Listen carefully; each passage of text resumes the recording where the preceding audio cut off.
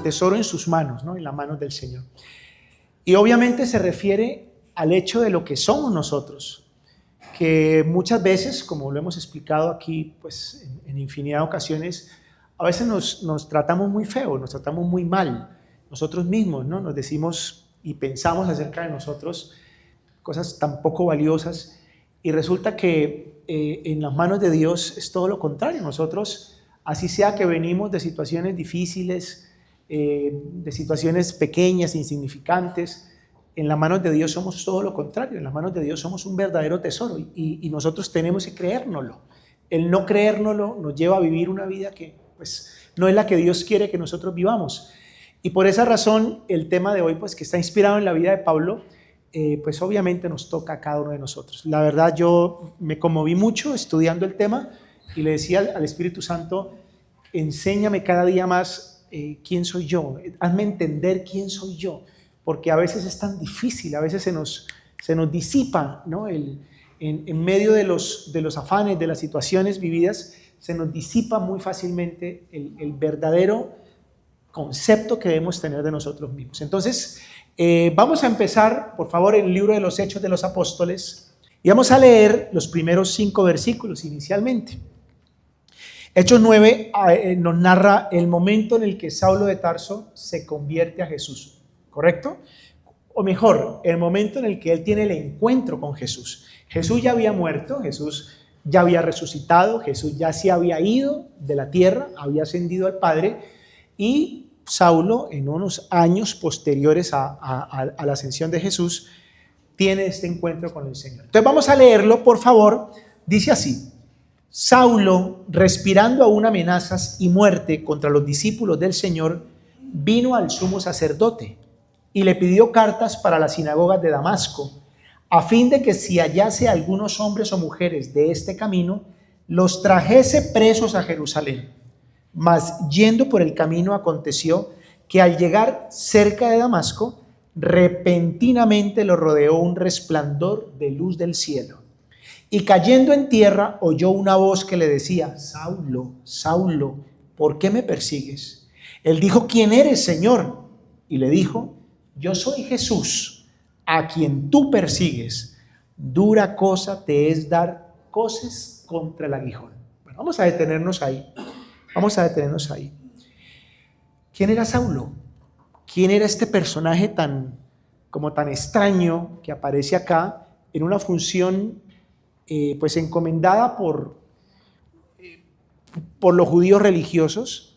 Él tiene cartas de permiso para ir a perseguir a los cristianos, aquellos que eran los discípulos que Jesús había dejado, que en ese momento se ocultaban. Ellos vivían pues su cristianismo, su fe, de una manera clandestina, no eran abiertos. Entonces eran perseguidos por personajes como este. ¿Quién era Saulo de Tarso? ¿De dónde viene o de dónde aparece este personaje? Y voy a volver al versículo 1 y 2 para que entendamos en primer lugar. Dice: Saulo, respirando aún amenazas y muerte contra los discípulos del Señor, vino al sumo sacerdote. Pues bien, primero que todo, Saulo es un perseguidor de la iglesia, ¿sí? Lo primero que podemos decir de él y rotularlo es: él es un perseguidor de los discípulos de Jesús, ¿ok? Pero no es un perseguidor cualquiera. No es simplemente un tipo al que se le da un sueldo y se le dice: vaya y persígalos, entonces él por el sueldo va y los persigue. No, este es un perseguidor fanático, es un perseguidor, ¿cómo lo llamamos? Acérrimo, que le ponía el sentimiento a esto. O sea, él odiaba a los cristianos.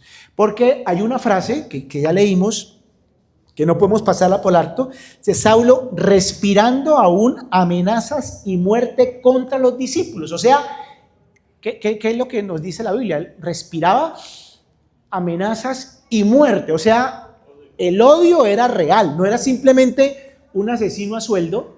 No, era un tipo que pasionalmente odiaba a los discípulos de Jesús, ¿ok? Hay que entender eso, porque de allá viene el personaje que estamos nosotros describiendo. Pero además de eso, además de ser un perseguidor, de ser pasional, él era un judío, pero un judío acérrimo, un judío de esos que llamamos o describimos nosotros en nuestra cultura de raca mandaca. ¿no? Un personaje que era como judío absolutamente ceñido a lo que era un judío radical. Y nosotros lo entendemos, si por favor me acompañan sin perder de vista Hechos 9, a Hechos 22, del 1 al 5. Varones, hermanos y padres, oíd ahora mi defensa ante vosotros. Y al oír que les hablaba en lengua hebrea, guardaron más silencio y les dijo, mucha atención, yo de cierto soy judío, nacido en Tarso de Cilicia, pero criado en esta ciudad, o sea, en Jerusalén, está hablando de ahí. Instruido a los pies de Gamaliel. ¿Quién era Gamaliel? Gamaliel era un sacerdote judío, un maestro de muchísima alcurnia, muy respetado dentro de ese círculo religioso. Y él había sido discípulo, formado, enseñado por ese personaje que pues hacía que él, no tuvo cualquier escuela, no, es que mi maestro fue Gamaliel. Eso ya era una cuestión de mucha autoridad, ¿no? Es que yo fui educado por Gamaliel. Y sigue diciendo, estrictamente conforme a la ley de nuestros padres, celoso de Dios, como hoy lo sois todos vosotros. Perseguía yo este camino hasta la muerte, prendiendo y entregando en cárceles a hombres y mujeres, como el sumo sacerdote también me es testigo y todos los ancianos, de quienes también recibí cartas para los hermanos, y fui a Damasco para traer presos a Jerusalén también a los que estuviesen allí para que fuesen castigados. O sea, el personaje era no cualquier tipo, perseguidor, acérrimo, de pasión, pero además como judío absolutamente estricto, a rajatabla, de acuerdo a la ley, formado por Gamaliel. Pero no solamente eso, sino que además de todo, él era ciudadano romano. Recuerden ustedes que el imperio romano era el imperio dominante y no cualquiera podía tener la ciudadanía romana. Si para nosotros hoy, para un colombiano, digamos que es muy importante tener la ciudadanía americana, ¿cierto? No, es que yo soy ciudadano americano. En esa época, para un judío, tener la ciudadanía romana era, digamos que el doble o el triple de importante. Y entonces dice la Biblia, si lo leemos por favor, en el mismo capítulo 22, en el versículo 26 en adelante, vamos a leerlo todos, ustedes lo tienen aquí adelante, dice así, cuando el centurión oyó esto, fue y dio aviso al tribuno diciendo, ¿qué vas a hacer? Porque este hombre es, ¿qué? Ciudadano romano. Vino el tribuno y le dijo, dime, ¿eres tú ciudadano romano? Y él dijo, sí. Respondió el tribuno, yo con una gran suma adquirí esta ciudadanía. Entonces Pablo dijo, pero yo lo soy de nacimiento. O sea, el tipo era romano, ¿correcto? Y lo que pasaba en este momento, aclaro, a él lo estaban enjuiciando, pero además lo estaban azotando. Y como descubrieron que era romano, a un romano no lo podían tocar. Entonces dijeron, nos metimos en la grande porque este tipo, además de todo, es romano. ¿Correcto? Por eso la trama aquí. Pero lo que quiero decirles es, estamos describiendo quién era Saulo. Perseguidor de la iglesia. Por ende, perseguidor de Cristo. ¿Estamos? Yo soy Jesús a quien tú persigues. Perseguidor de Cristo. Pasional, con ahínco, fanático, místico. ¿Correcto? Pero además de eso, como judío, pegado a la ley. Y además, ciudadano romano. Ese era Saulo, el personaje que hoy nos ocupa. Entonces viene una pregunta, ¿qué vería Dios en un tipo de esos? Porque el Señor se le aparece a Saulo, como lo acabamos de leer, a decirle, Saulo, ¿por qué me persigues? Y utiliza una frase que es bastante particular, dura cosa te es dar coces contra el aguijón, lo cual se traduce en ¿qué? Coces es una patada, la patada que da una bestia, la patada que da un caballo se llama la cos, ¿cierto? Coces contra un aguijón, coja patadas una puntilla, a ver a usted qué le pasa. ¿Sí? Entonces lo que Jesús le está diciendo es, tú estás haciendo lo mismo, estás pateando una puntilla, lo que tú estás haciendo es perdido, dura cosa te es dar coces contra un aguijón, vuélvete a mí, eso es lo que le quiere decir. Pero viene la pregunta, ¿y qué fue lo que vio Dios en un personaje de estos para llamarlo a que sea su discípulo? Porque podría cualquiera pensar, no, pues escoja a otro, un tipo de un corazón más limpio, un tipo que por lo menos se interesara por la causa de Jesús y no un perseguidor de la iglesia, un personaje que fuera más sencillo, más humilde. Este era un tipo prepotente con todo lo que él era, lo que sabía, lo que representaba. ¿Qué fue lo que vio Dios en él? Y a esa pregunta hay que darle respuesta. Y la respuesta nos la da la Biblia. Así que vamos a volver otra vez a Hechos 9, por favor. Vamos otra vez a Hechos 9. Vamos a leer del 6 en adelante para entender y dar respuesta a esta pregunta. ¿Qué fue lo que vio Dios en él? Él, temblando y temeroso, dijo: Señor, ¿qué quieres que yo haga? Y el Señor le dijo: levántate y entra en la ciudad y se te dirá lo que debes hacer. Y los hombres que iban con Saulo se pararon atónitos, oyendo a la verdad la voz, mas sin ver a nadie. Entonces Saulo se levantó de tierra y abriendo los ojos no veía a nadie. Así que llevándole por la mano le metieron en Damasco, donde estuvo 3 días sin ver y no comió ni bebió.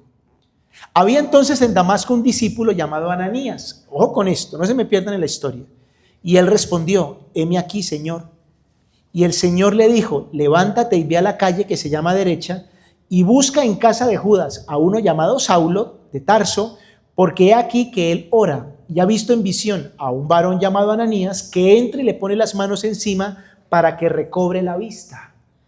Entonces Ananías respondió: Señor, he oído mucho acerca de este hombre, cuántos males ha hecho a tus santos en Jerusalén, y aún aquí tiene autoridad de los principales sacerdotes para prender a todos los que invocan este nombre. O sea, Dios se le aparece a Ananías, que es un discípulo, y le dice: quiero que vaya a la casa de un fulano llamado Judas, que no era Judas Iscariote.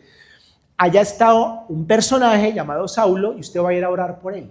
Entonces Ananías, que sabía de Saulo, le dice: Señor, pero a ver, ese tipo es un perseguidor y allá tiene autoridad para matarnos a nosotros, ¿ok? Sigue la pregunta: ¿qué fue lo que vio Dios en Saulo? Para que se arme semejante drama, semejante trama que estamos leyendo. ¿Qué fue lo que vio Dios en él? Y lo primero que yo entiendo y que nosotros, todos los que estamos aquí, debemos considerar al hacernos la pregunta a lo personal: ¿y qué vio Dios en mí? ¿Qué vio Dios en usted? Para que usted hoy esté aquí, para que usted hoy pueda decir: yo me encontré con el Señor y lo conocí. Y yo siempre he pensado que el Señor es como, o es como no, Él es el mejor cazatalentos que existe. ¿Ustedes saben cómo funcionan los cazatalentos? Cazatalentos en la música o cazatalentos en el deporte. ¿Qué es lo que esos personajes hacen? ¿Ustedes lo tienen claro? Por ejemplo, un cazatalentos del deporte. Un personaje que busca futbolistas, ¿sí? Entonces él se va a las escuelas, a los torneos de barrio, a los torneos de ligas, y él se sienta a mirar. Y ahí hay un montón de chinos jugando. Algunos son muy buenos, otros son menos buenos, otros son más bajitos, otros son más altos. Y el cazatalentos tiene un ojo para decir: vea, ese pelado que está allá, ese pelado puede llegar a ser profesional. Y entonces se interesa en él y vaya a hablar con el técnico, y si la cosa pinta bien, entonces vaya a hablar con los papás, y así es que muchos de esos peladitos terminan por allá en Argentina, en una escuela de fútbol de un equipo, o terminan en España, porque hubo un cazatalentos que vio al chino jugar en algún momento y dijo: este pelado es. Solo que ese pelado, en ese momento que él lo ve, no es el jugador que seguramente va a llegar a ser, ¿correcto? Pero el cazatalentos tiene la capacidad de ver más allá de lo que el pelado es en ese momento. Por eso se llama cazatalentos. Ellos tienen esa experticia, ¿no? Esa capacidad de ver a futuro, de ver lo que este pelado puede llegar a ser. Y eso ocurre, le puse el caso del ejemplo del fútbol, pero eso ocurre en todo. Yo soy un cazatalentos. Yo veo lo que este personaje puede llegar a ser. Sí, hoy es así, pero él puede llegar a ser. Jesús, que vio en Saulo un perseguidor, fanático, que odiaba la causa de Cristo, llevaba a la cárcel y a la muerte a los cristianos, pero algo vio Dios en él que dijo: este tipo lo necesito, este tipo me sirve, este tipo lo quiero. Yo fui igual a la cruz por él y yo quiero, Ananías, que usted vaya y ore por él. A pesar de que sí, él es un perseguidor, pero yo quiero que usted vaya y ore por él. Y voy a terminar este párrafo, esta fracción de la lectura, perdón. En el versículo 15, dice: el Señor le dijo, ve, porque instrumento escogido me es este para llevar mi nombre en presencia de los gentiles y de reyes y de los hijos de Israel. Vaya, porque este personaje es un instrumento útil en mis manos. Entonces aquí, yo quiero que ustedes me entiendan algo. A mí, ¿por qué me conmueve esta historia? Porque desde lo espiritual, ¿quién daría un peso por Saulo de Tarso? Nadie. Desde lo espiritual, nadie estaría dispuesto a dar un céntimo por Saulo de Tarso. Pero el Señor, que es cazatalentos, dijo, él lo necesito. Y ese personaje yo lo voy a usar. Y entonces yo pienso en mi vida. Y yo digo, a los 20 años, cuando yo conocí al Señor, ¿quién daba un peso por mí? Y de verdad, uno dice, bueno, mi mamá y mi papá. Sí, y eso. Juan Carlos Mejía a los 20 años yo soy de temperamento melancólico. Mi temperamento no es ni colérico, ni soy sanguíneo, no, yo soy melancólico. Mi temperamento de base es el romanticismo. Yo soy poeta. Yo soy escritor, yo soy músico, yo soy artístico. Y las personas que tenemos esa vena artística somos melancólicos. La mayoría de los pintores, de los músicos, sufren de depresión. Mayoría. Las historias de ellos están llenas de ese tipo de historias, porque su temperamento es la depresión. Entonces yo a los 20 años escribía, pero escribía muchísimo, muchísimo. Yo escribía muchas canciones. Pero mis canciones ninguna era positiva, todas eran depresibles. Yo tenía una canción que se llamaba Cada mañana es igual. No, ¿verdad? Y yo la cantaba y la gente y los hacía llorar, pero de lo melancólico que era. Y escribí una que era el hit, era un tango.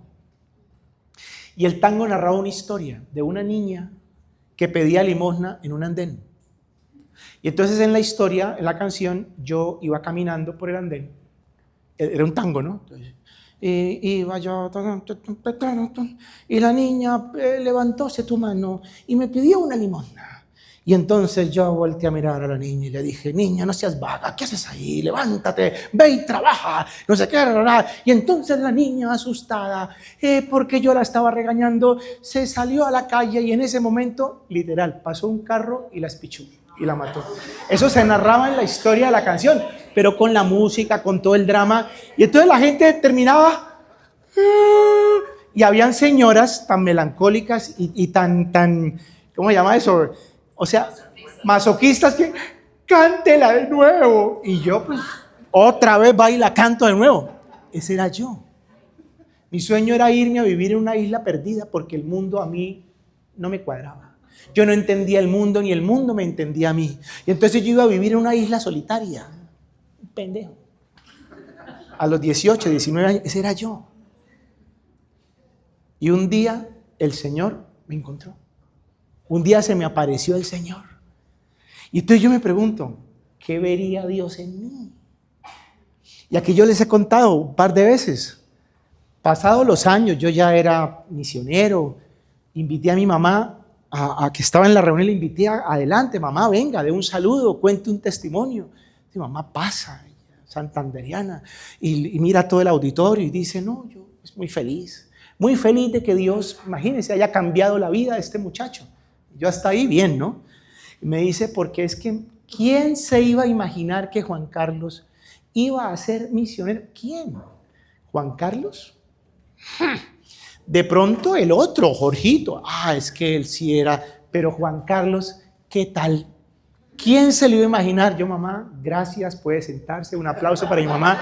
O sea, no la volvió a pasar nunca a dar testimonio a mi mamá. Porque eso era yo. Entonces yo pensaba, ¿qué vio Dios en mí? Y yo no sé si usted se hace la misma pregunta, y si no se la hace, hágasela. ¿Qué vio Dios en usted? Porque mejores que usted hay 10 millones de personas solo en Cali, que solamente vivimos 2. Pero hay 10 millones que son mejores que usted, mejores que yo. millones y millones de personas que calificarían de verdad para ser tenidos en cuenta por el Señor, pero yo. Pero es lo mismo que le pasa a Saulo de Tarso. Entonces yo me imagino a Dios diciendo, mirándome, ¿no? En medio de mi melancolía y de mis bobadas, instrumento útil me es este. Yo lo necesito. Y eso es lo que a mí me conmueve. Y hoy quiero transmitirles de verdad eso, porque eso lo debemos pensar cada uno de nosotros. Y hubo un proverbio que leímos esta semana que compaginó completamente con esta historia. Ese proverbio creo que lo leímos como el martes, no sé. Quiero que por favor me acompañen. Libro de los Proverbios. Libro de los Proverbios, capítulo 25. Y dice el versículo 4. Quita la escoria de la plata y saldrá alhaja al fundidor. Y créanme que ahí mi corazón se quiebra, se parte. Porque ¿qué fue lo que vio Dios en mí? ¿Cómo es la plata con escoria? ¿Cómo es algo de plata con escoria? ¿Cómo es? Negro, ¿cierto? Y a veces se pone verde. O sea, eso negro luego se vuelve como una cosa blanquita y verdosa. Esa es la plata con escoria. Pero dice, ¿cómo? No brilla. No, que va a brillar. Si está lleno de una carcha ahí. Pero ¿qué pasa cuando usted quita eso y le echa pomada a ese brazo y usted la pule? ¿Cómo queda la plata? Brillante, reluciente. Entonces dice la Biblia, quita las escorias de la plata y saldrá alhaja al fundidor. ¿Quién es el fundidor en esta historia? Dios, que le quita la escoria a la plata y ¿qué le resulta? Alhaja. O sea, le resulta un tesoro.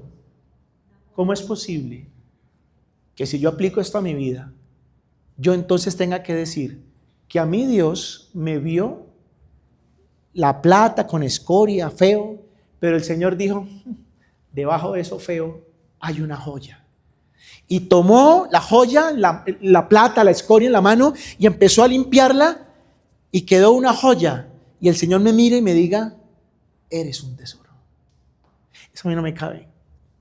En la mente finita no me cabe. Para yo poderlo entender, tengo que entenderlo por el Espíritu, por revelación de Dios. Porque vuelvo y repito, somos injustos, somos duros con nosotros mismos, somos despiadados con nosotros mismos. Nos juzgamos, nos devaluamos, nos descalificamos, nos damos muy duro.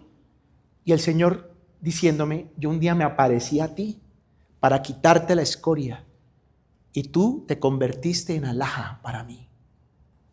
Y esto complementa lo que hablamos la semana pasada. Dese su valor, porque es el valor que Dios le da a usted.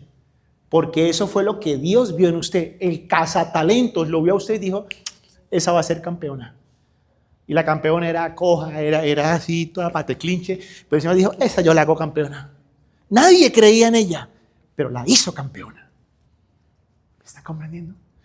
Y eso fue lo que le pasó a Saulo. Entonces el Señor lo ve y le dice a Ananías, vaya, búsquemelo. Señor, pero usted solo búsquemelo, hágame caso. Porque usted no sabe lo que yo estoy viendo en él. ¿Correcto? Dice la Biblia, algo que hay que recordar hoy, es que Dios mira el corazón. Dios no mira lo que mira el hombre. Y entonces hay dos realidades. Por favor, vamos a Hechos 9, que es nuestra historia. La realidad de lo que ven las personas desde afuera, incluidos nosotros mismos cuando nos vemos al espejo. ¿Qué fue lo que vio Ananías? Volvemos al capítulo 9, al versículo 13. Entonces Ananías respondió, Señor, he oído de muchos acerca de este hombre, cuántos males ha hecho a tus santos en Jerusalén. Y he aquí que tiene autoridad de los principales sacerdotes para prender a todos los que invocan tu nombre. ¿Qué veía Ananías? El perseguidor, el fanático, el tipo que era demoledor con lo que él hacía. La escoria, exactamente. Pero ¿qué es lo que ve Dios? Lo que ve Dios es lo que dice el 15. Instrumento útil me es este, para llevar mi nombre a presencia de gentiles y de reyes y de los hijos de Israel. Y por favor, sin perder de vista esto, acompáñame a 1 Samuel, capítulo 16, versículo 7, por favor. ¿Cómo dice? Lo leemos todos. Y Jehová respondió a Samuel, no mires a su parecer ni a lo grande de su estatura, porque yo lo desecho. Porque Jehová no mira lo que mira el hombre, pues el hombre mira lo que está delante de sus ojos, pero Jehová mira el corazón. ¿Qué fue lo que vio Dios en Saulo de Tarso? El corazón. Que de alguna manera, y en medio de lo terrible que él era, cuando él se estrella contra el Señor, la pregunta de Saulo fue: ¿quién eres? Y la respuesta inmediata fue: yo soy Jesús a quien tú persigues. Deja de perseguirme porque estás como dándole patadas a una puntilla y no te va a ir bien. ¿Y qué es lo siguiente que le dice Saulo? ¿Quién se acuerda? ¿Qué es lo siguiente? En ese diálogo, ¿qué es lo que Saulo le dice a continuación? Señor, ¿qué quieres que yo haga? Y eso es lo que habla del corazón de una persona. ¿Qué quieres que yo haga? Yo me acuerdo, 23 de septiembre de 1986. Ese día recibí yo a Cristo. Voy a cumplir 40 años el año entrante de haber recibido a Cristo. 9, casi las 9, como faltando un cuarto para las 9 de la noche, recibí yo a Cristo. Bastó la predicación que escuché ese día, la historia de Jacob. Esa fue la predicación. Eso no lo olvido jamás. Yo sentado decía: ¿cómo es que este tipo está hablando de mí todo el tiempo? Porque fue como si me hubiera desnudado. Describió mi vida, lo que me pasaba, lo que me acontecía. Terminó la predicación y dijeron: vamos a orar. Apagaron la luz. Era todo oscuro. Y yo como que... Y de repente la persona que estaba orando, quien dijo las palabras de la predicación, dijo: y si usted quiere recibir a Cristo hoy, arrodíllese. Arrodillarme. Inmediatamente yo me arrodillé. Me acuerdo de la persona que estaba al lado mío. Era un señor que tenía unos pantalones de rayas. Porque yo me acuerdo que yo miré al lado y estaban los pantalones de rayas ahí. Y yo le dije: Señor Jesucristo, yo te necesito. Lo que este tipo ha dicho en mi vida, yo te necesito. Haz de mí la persona que tú quieres que yo sea. Y tomo una decisión. Te voy a buscar, pero te voy a buscar en serio. Eso fue un viernes. El lunes siguiente estaba yo tomando mi primer curso de formación. Porque yo determiné, si yo voy a conocer al Señor, lo voy a conocer de verdad. Y con eso me quito de paso las dudas, porque si esto no es, de una yo voy a saber qué no es, porque voy a estudiar de verdad. ¿Qué vio Dios? ¿Lo perfecto que yo era? ¿La escoria que yo tenía? No, a Dios eso no le importaba. ¿Qué vio Dios? El corazón. ¿Qué vio Dios en usted? ¿Qué ve Dios en usted todos los días? Dios no mira lo que mira el hombre, Dios mira el corazón. Y eso es lo que Dios ve en la vida de este personaje, de Saulo de Tarso. Porque indudablemente nosotros ninguno calificábamos. O sea, si nos vamos a la hoja de vida, calificábamos para ser hijos de Dios, para ser discípulos de Cristo. No calificábamos. ¿Quiénes éramos nosotros? Démosle un rápido vistazo. Así como vimos quién era Pablo, quién era Saulo, miremos un poquito quiénes éramos nosotros. Lo vamos a ver aquí. Romanos 3:23. ¿Quiénes éramos nosotros? ¿Cómo dice? Por cuanto todos pecaron y están, ¿qué? Destituidos de la gloria de Dios. ¿Quiénes éramos nosotros? Destituidos de la gloria de Dios. En primer lugar, estábamos destituidos de la gloria. O sea, estábamos como la guayabera, por fuera. Usted no estaba por dentro, estaba por fuera. Usted no hacía parte del círculo. Usted no hacía parte del equipo. Usted no hacía parte de la familia. Estaba por fuera. Yo también. Estábamos destituidos de la gloria de Dios. ¿Qué más éramos nosotros? Romanos 5:10, por favor. Porque si siendo enemigos fuimos reconciliados con Dios por la muerte de su Hijo, mucho más estando reconciliados seremos salvos por su vida. Porque si siendo ¿qué? ¿Qué éramos? Enemigos. Igual que enemigo era Saulo de Tarso. Eso éramos nosotros, enemigos. En tercer lugar, 1 Corintios 15, del 8 al 9. Y al último de todos, como a un abortivo me apareció a mí. ¿Quiénes éramos? Aunque suene feo, ¿no? Suena hediondo. Abortivo. La palabra que utiliza Pablo, porque este es Pablo el que está hablando, y al último de todo, refiriéndose a los discípulos, como un abortivo. O sea, el término abortivo es el desechado, ¿sí? El abortivo es el que la mamá no quiso, lo desechó, ¿ok? Como a un abortivo, Dios me miró a mí. Dios me escogió a mí. Dios me apartó a mí. Eso éramos nosotros.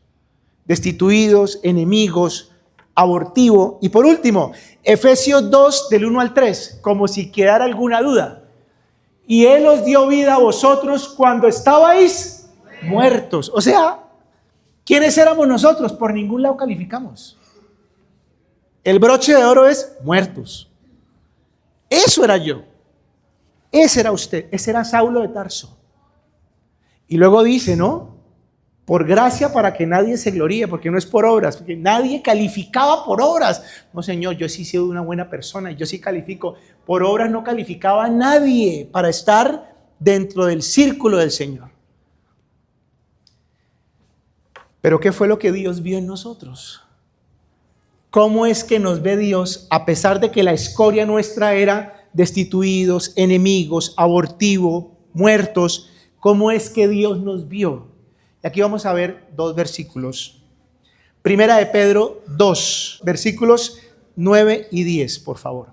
Mas vosotros sois linaje escogido, real sacerdocio, nación santa, pueblo adquirido por Dios. Paremos ahí.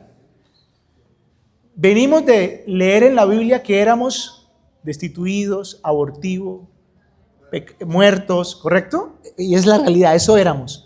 Sin embargo, ¿qué es lo que Dios ve? El cazatalentos, ¿qué es lo que Él ve? Linaje escogido, real sacerdocio, nación santa, pueblo adquirido por Dios. O sea, al Señor le llevan una piedra negra de carbón que no sirve para nada. El tipo la mira y dice, esto es un diamante. Pero ¿cómo si esto es una piedra negra? Es que yo sé de diamantes y esto es un diamante. Y yo me lo llevo porque este es un diamante. Entonces Él, cuando nos ve a nosotros, cuando vio a Saulo, cuando me vio a mí, cuando lo vio a usted, cogió la piedra y dijo, este no es abortivo, este no está muerto, este no está desechado, este es real sacerdocio, linaje escogido, nación santa, pueblo que yo voy a adquirir. ¿Me están comprendiendo? Eso somos en Él. Pero luego dice, por favor lo leemos todos, para que anunciéis las virtudes de aquel que os llamó de las tinieblas a su luz admirable. Cuando Dios le habla a Ananías y le dice, ve porque instrumento útil me es este, ¿para qué era? Para que anunciara a quiénes, a judíos, a gentiles, a reyes, ¿sí? O sea, yo a Él lo escogí, Él me es útil. No solamente para darle la salvación, por supuesto que es lo primero, para cambiarle la vida, pero me es útil ¿para qué? Para comunicar a otros libertad. Pues de eso no escapamos ninguno. Y hoy les quiero decir a ustedes, ustedes linaje escogido, nación santa, pueblo adquirido por Dios, para que anuncie las virtudes de aquel que lo llamó de las tinieblas a su luz admirable. Así usted diga, yo soy muy nuevo, yo no entiendo nada. Es más, no entiendo, yo no entiendo esa predicación. Entiéndalo. Porque usted es útil en las manos de Dios para hacer eso. Para que le cuente a otros la verdad de Dios. Y por favor, acompáñenme a 1 Corintios 1, 27 al 29. Leámoslo, por favor. Sino que lo necio del mundo, o sea, la escoria, ¿correcto? O sea, el que estaba muerto, destituido, el abortivo. Sino que lo necio del mundo escogió Dios para avergonzar a los sabios. Y lo débil del mundo escogió Dios para avergonzar a lo fuerte. Y aunque suene pedante, orgulloso, aunque suene como arribista, por favor, actúe con dignidad, con altura. Usted no es cualquier persona. Usted no es cualquier persona. Así muchas veces vivimos realidades duras y difíciles que a todos nos toca. A todos nos toca. Pero usted no es cualquier persona. Usted trabaja en... A ver, el caballero que tiene una empresa de vidrios. Cuando ustedes necesitan un vidrio, buscan aquí al papá del artista, ¿no? Que además es el apoderado. Cualquier cosa, contrato es con él. Ese es su negocio. Y en el negocio de él, como en todos los negocios, hay altos y bajos. Hay meses que son muy buenos, hay meses que está. Y cuando las cosas van mal y uno está aquí, ¿uno cómo se siente? Mal, ¿cierto? Se deprime, uno entra en pánico. Aunque eso sea verdad, porque vivimos esa realidad, la verdad de Dios es que Él es linaje escogido, nación santa, pueblo adquirido por Dios, y que en medio de su trabajo y en medio de lo que hace, Dios lo escogió para que anuncie las virtudes de aquel que lo llamó de las tinieblas a la luz admirable. Y Él fue escogido por Dios sin ser el sabio ni el más capaz para avergonzar al que se cree sabio y al que se cree el más capaz. ¿Me están entendiendo? Esos somos nosotros. La semana pasada le hablé mucho a los jóvenes, hoy le voy a volver a hablar a los jóvenes. Créanse, jóvenes, créanse. La vida no es solamente las redes sociales. La vida no es solamente la vida hermosa que usted ve en Instagram de las personas a las que usted sigue. La vida es mucho más que eso. La vida es mucho más que un prototipo de persona que se llama o se dice bonita y otra que se dice fea. La vida es mucho más que eso. Usted es una persona muy importante. Usted fue apartado por Dios, apartada por Dios, así usted no se lo crea hoy. Pero empiece a creérselo. Empiece a creérselo. Yo también sufrí de depresión. Y de eso no me quedó nada bueno, solo me quedó heridas que luego el Señor me hizo sanar. Porque yo también sufría y en esa época no había Instagram, no había Facebook, no había nada de eso. Pero igual había bullying. Hasta que entendí yo quién era. Y cuando uno entiende quién es, entonces uno camina con autoridad, habla con autoridad, uno empieza a ser distinto. Y la gente empieza a darse cuenta. Entonces yo empecé con los compañeros de mi universidad a predicarles de Cristo. No, usted viera eso. No, mira, es que yo... Ay, usted no va a salir. Ay, no, pues se nos volvió mormón. No, ahora se nos volvió. No. Eso me decían de todo. Yo cargaba un maletincito. Entonces me empezaron a decir, no, usted es testigo de Jehová, usted me dio una cantidad de bobadas y yo... Y me acuerdo que había un compañero, se llama Adolfo León Gallego Vallejo, paisa. Adolfo León Gallego Vallejo. Y un día yo le compartí, ¿no? En el salón y el man, no, hace tomar de pelo, eso me hizo bullying, de todo. Y cierto día, él me abordó, él me llamó. Y me dijo, hermano, necesito que hablemos. Claro, chino, ¿qué pasó? Y empezó a contarme su situación. Su realidad me dijo, usted es el único que me puede ayudar. Ayúdeme. Esa persona recibió a Cristo, se hizo discípula. Pero yo tenía que creer quién era yo y para qué me puso Dios. ¿Para qué lo puso Dios a usted? Y por favor, no sigan a Cristo solo para que el Señor les dé la cuota del mes. Eso es muy triste, uno seguir a Cristo para eso. Es más, para que usted levante la cuota del mes, usted no necesita ser cristiano. Necesita trabajar y usted levanta la cuota, pero trabaje, ¿no? No porque usted sea cristiano, usted levanta la cuota. O sea, no es para eso. Dios se ocupa de usted, claro, porque Él sabe de qué cosas tiene usted necesidad, pero por supuesto. Pero usted sea cristiano para dejarse tratar por Él, para dejarse utilizar por Él, para hacer bendición en medio de un mundo caótico. Este mundo está podrido, este mundo está cada vez más loco. La gente está loca, o sea, lo que uno escucha, las cuestiones, es una locura total, esto es un manicomio. Pero un manicomio que necesita de personas que se han encontrado con la luz de Cristo y que vayan e iluminen en medio de una oscuridad que es espantosa. Eso somos nosotros. Y mientras tanto, en cambio, depresión, una semana, no quiero salir, yo me voy a cortar las venas. Pero usted es el cristiano, sí, pero yo me corto las venas, mejor me voy a la presencia del Señor antes, ya no puedo más. No puede ser. Si somos la esperanza del mundo, por Dios, somos la esperanza del mundo. Estamos deprimidos. Cada mañana es igual. Y dele. ¿Sabe yo qué hice con todas las canciones? Era un paquetón así. Todas las rompí, las boté, no me quiero acordar de nada de eso. Me acuerdo de estas dos por la anécdota. Todo eso lo boté, no volví a saber nada de eso. Nada de eso. Porque eso en nada me enriqueció. Ahora vivo otra vida que no es perfecta. Y yo también sufro, yo también me entristezco, yo también tengo miedo, pues soy ser humano. Pero inmediatamente entiendo esto, yo soy linaje de Dios, yo soy real sacerdocio, yo tengo que ser una persona diferente, entonces me tengo que vestir, me tengo que peinar, tengo que salir a la calle, tengo que salir contento, voy a hacer la obra de Dios. Dios me ha regalado un instrumento que me permite a mí como un antídoto para la depresión de los lunes. Los lunes estadísticamente es el día donde la gente más se deprime, ¿sabían eso, no? Y de hace años, eso no es de ahora, eso es de siempre. Los lunes es el día donde más infartos de miocardio hay. Y el lunes es el día donde más personas se suicidan. El lunes. Los lunes son caóticos para la gente. Es que uno a veces se levanta el lunes y uno como que le da uno miedo el lunes. Toca ir a...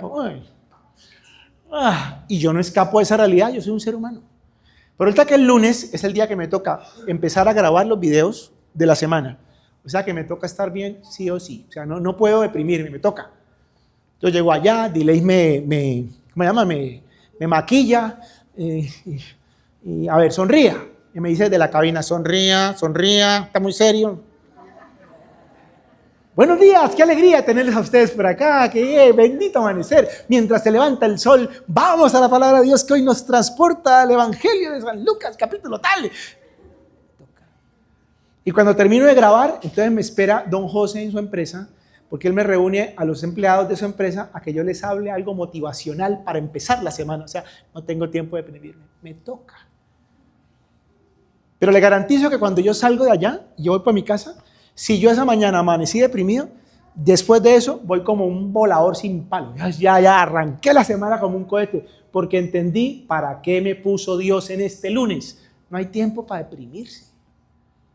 Si uno se deprimiera y el planeta se parara, entonces uno dice, bueno, vamos a parar el planeta. Pues usted se deprime y el planeta sigue dando la vuelta.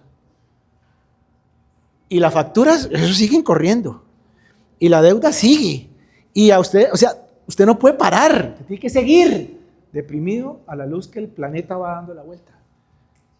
Y entender rápidamente quién soy yo, qué es lo que Dios vio en mí. Y llegamos al último punto. Segunda de Corintios 4, por favor, del 7 al 10.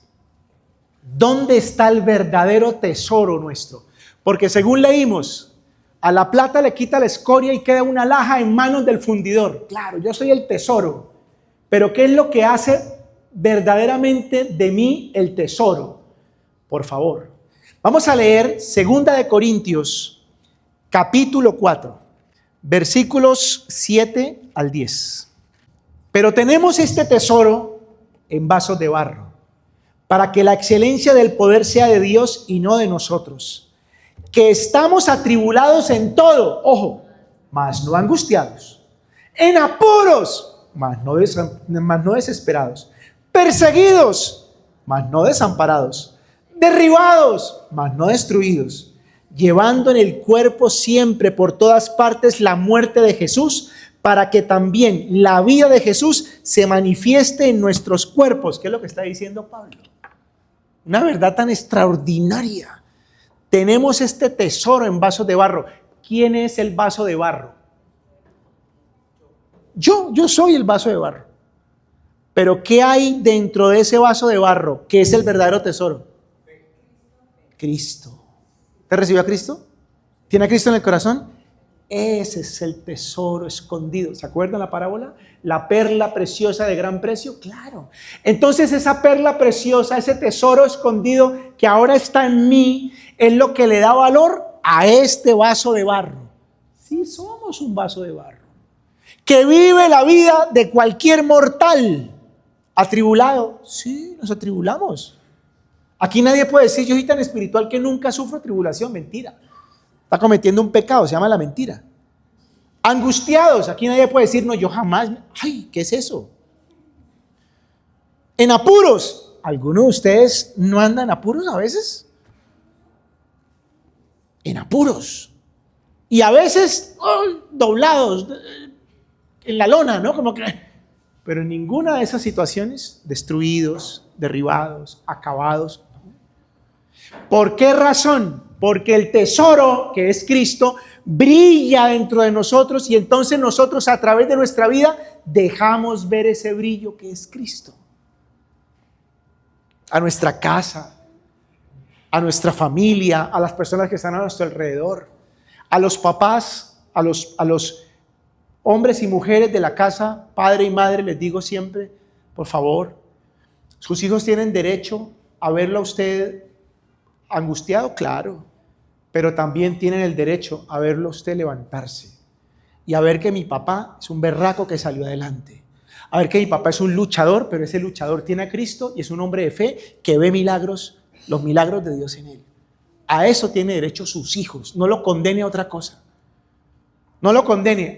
Usted tiene que orar, tiene que ir a la reunión, pero yo estoy todo llevado, yo no me levanto, yo vivo deprimido, yo vivo de mal en peor. No puede ser. No puede ser. Porque el tesoro que es Cristo está dentro de nosotros. Y quiero terminar con este versículo que es muy importante comprenderlo también. Juan capítulo 3, versículo 30. Juan capítulo 3, versículo 30. Cortico, pero demasiado importante. ¿Cómo lo leemos?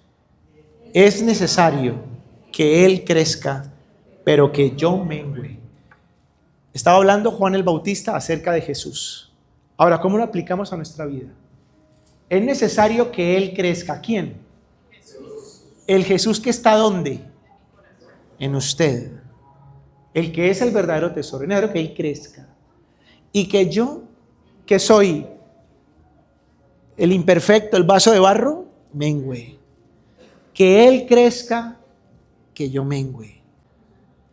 Por eso los animo a que ustedes compartan de Cristo.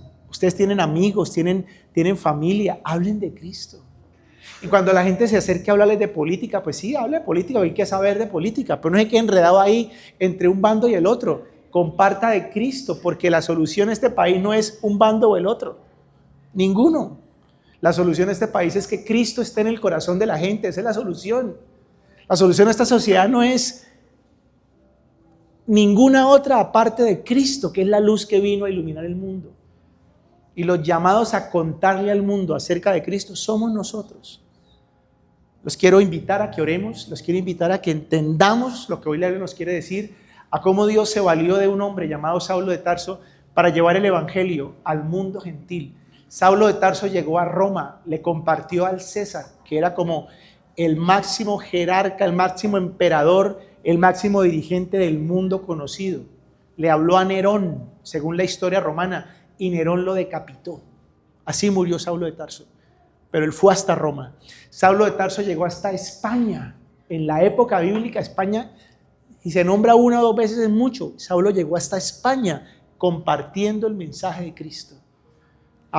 Que tenía unos atributos que en manos de Dios cobraban brillo. ¿Estamos? Vamos a orar. Por favor, vamos a ponernos de pie y dígale: Señor, la historia de Saulo de Tarso es mi historia, Dios. Porque a mi manera yo también era perseguidor. Proporcionalmente hablando, yo también era tu enemigo. Yo también, Señor, de manera pasional, con ahínco en el corazón, te perseguía, Jesús. Y tu palabra es clara cuando describe mi realidad sin ti. Destituido de tu gloria, de tu gracia, como un abortivo desechado, muerto. Esa era mi realidad. Es que cuando yo miro hacia atrás en mi pasado, aunque hay cosas muy bonitas, también hay cosas muy tristes. Hay cosas caóticas que yo quisiera ni siquiera recordar, Señor, porque esa es mi realidad. Y quiero que por favor piense en un momento en cuál era su realidad. ¿De dónde lo encontró? ¿De dónde lo sacó el Señor y dónde lo encontró Dios? Estoy seguro que no la encontró orando. Estoy seguro que no lo encontró predicando. Estoy seguro que el Señor nos encontró a nosotros perdidos en nuestros delitos y pecados, dice la Biblia. haciendo lo que no era correcto. Por Dios, pero ¿qué fue lo que Él vio en mí? ¿Qué fue lo que tú viste, Señor, en esa persona a mi edad, joven, depresible? De esa persona por la que poca gente daría algo. Pero tú te atravesaste en mi camino, Señor. ¿Qué fue lo que tú viste en mí? Pregúntele a Dios. ¿Se acuerda lo que usted vivía? ¿Se acuerda el espantoso panorama que usted vivió en medio de la quiebra, en medio de la persecución, en medio de eso que usted tuvo que atravesar cuando usted no podía dormir? ¿Se acuerda? El miedo, el pavor que usted experimentaba. ¿Por qué Dios no lo desechó? ¿Por qué el Señor no se dio media vuelta cuando usted se equivocó? Cuando usted falló, ¿por qué no lo hizo? ¿Por qué el Señor se quedó allí mirándolo, mirándola, como gritándole al oído? Deja de condenarte, deja de juzgarte. Yo no te condeno, yo no estoy aquí para juzgarte. Yo veo en ti un valor extraordinario, veo en ti un tesoro, veo en ti una piedra preciosa, yo veo en ti un instrumento útil. ¿Sabes cómo te veo? Te veo como real sacerdocio. Te veo de linaje escogido. Así te veo. Y por eso me quedo aquí, por eso no me voy, por eso no sigo de largo, por eso te voy a esperar. Porque me interesa formarte, porque me interesa quitarte la escoria, porque me interesa quitarte el óxido, porque me interesa quitar eso negro que tienes encima, que no te deja ver el resplandor de la joya que eres. Eso fue lo que vio Dios.